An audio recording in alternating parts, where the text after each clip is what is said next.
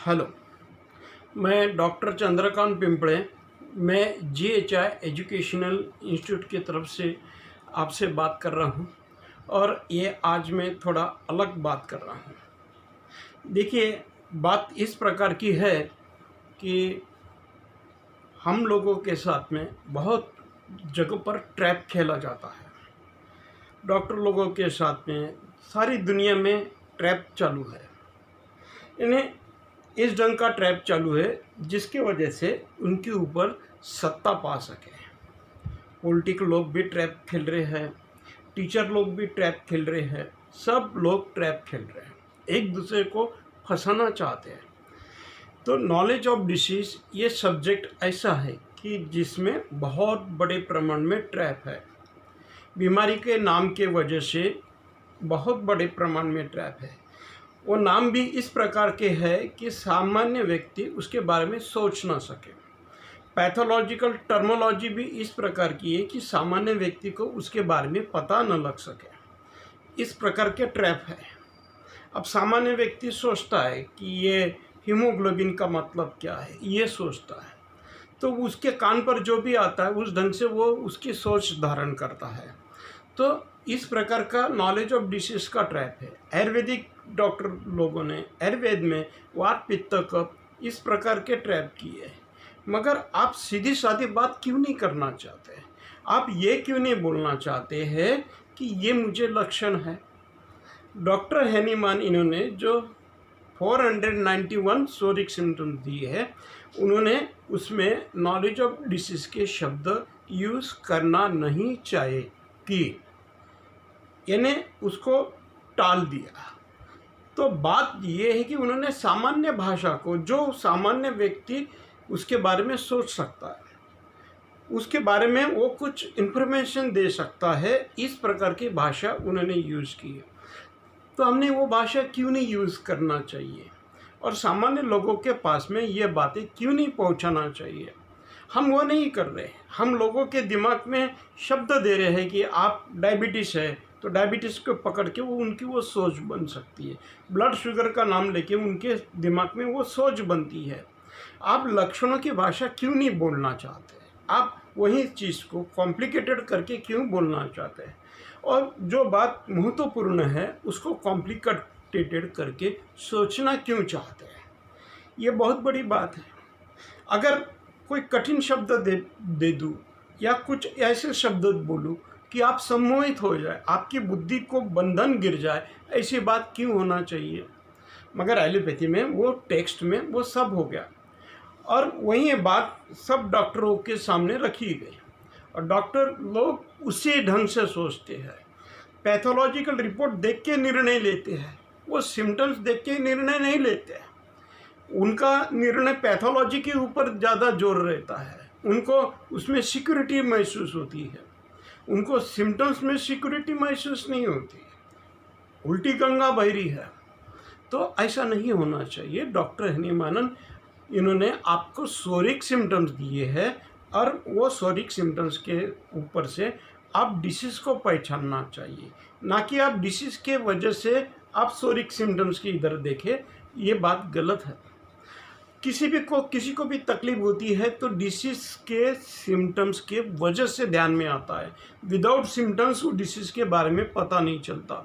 क्या हो रहा है, कोई सी घटना हो रही है, ये पता नहीं चलते। और इसलिए डॉक्टर हैनीमान ने सिंपल फॉर्म में ये सब डिसीज़ के सोरिक सिम्टम्स के भाषा में दिया है। उसके नंबर है और आप हर नंबर को ध्यान में लेते हैं, आप लक्षण के बारे में सोच सकते हैं, उसकी कनेक्टिविटी रहेंगी। आप डिसीज़ का नाम लेके सोच नहीं सकते, आपके दिमाग को बंधन आ जाएगा, आप बंदिश हो जाएंगे और आपको वो जो नाम जो है वो उनका जो स्टेटमेंट है वो आपको डोमिनेट करेगा।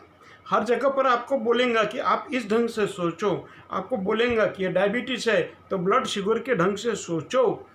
आज भी वही हो रहा है। आज भी वो कोरोना वही कोरोना वायरस वो वायरस आपके दिमाग का, आपकी सोच भी बंद कर रहा है। हम ये कोरोना को कोरोना बोलने के बदले में हम ये क्यों नहीं बोलते ये 301 और 304 का सोरिक सिम्टम्स है, उसका गुणाकार है, हम इस ढंग से क्यों नहीं बोलते? हम इस ढंग से सोचते क्यों नहीं हैं? फिर हम वायरस के इधर जा रहे हैं, हम पैथोलॉजिकल इन्वेस्टिगेशन के इधर जा रहे हैं, और मेन बात हमारे हाथ से छूट रही है, और यही गेम चालू है। और ये गेम चालू होने के कारण कंफ्यूज में है, और वो बाद में वो सारी बात निपटारा हो जाता उस बात का। मगर ये क्या अन्यायपूर्वक नहीं है? डॉक्टर एनीवन इन्होंने आपको सोरिक सिम्टम दिए, और वो आप कोई भी डिसीज़ है उसमें आप उसको परख सकते कि उसमें आपको वो सोरिक सिम्टम्स मिलने वाले ही है। आप उस सोरिक सिम्टम्स के डायरेक्शन से आप देख सकते हो। डॉक्टर एनीमन इन्होंने उसको एक अच्छी डायरेक्शन दी है, मगर कुछ बेवकूफ़ लोगों ने उनको ये काम को थ्योरी बोला है। डॉक्टर एनीमन की ये डिस्कवरी है, और डिस्कवरी का आज तक दुनिया में सम्मान नहीं हुआ। डॉक्टर एनीमन इन्होंने एक बहुत बड़ी डिस्कवरी की, मगर उसका सम्मान नहीं हुआ, क्योंकि दिमाग में दूसरी बातें भरी हुई है, तो इसके वजह से वो निर्णय नहीं ले पा रहे।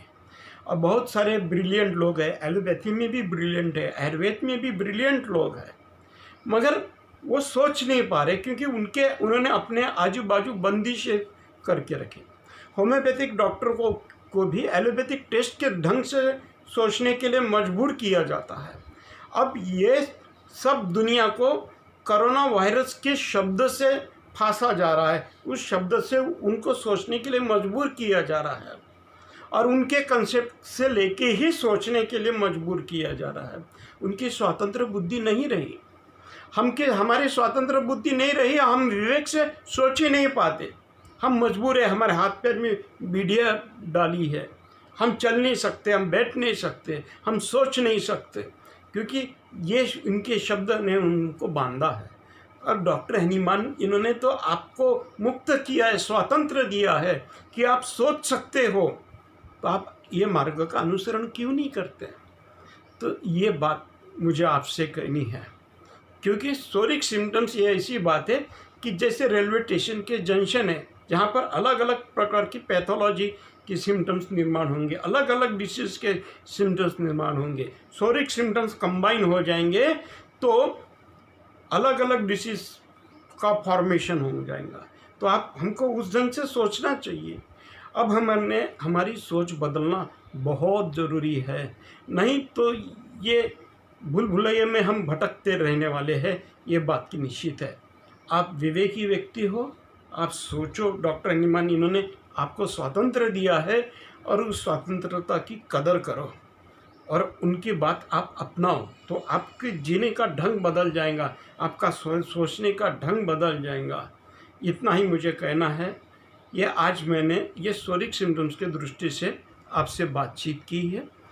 मैं अगले सब्जेक्ट में अलग अलग डायमेंशन से मैं आपके सामने अलग अलग बातें रखूँगा।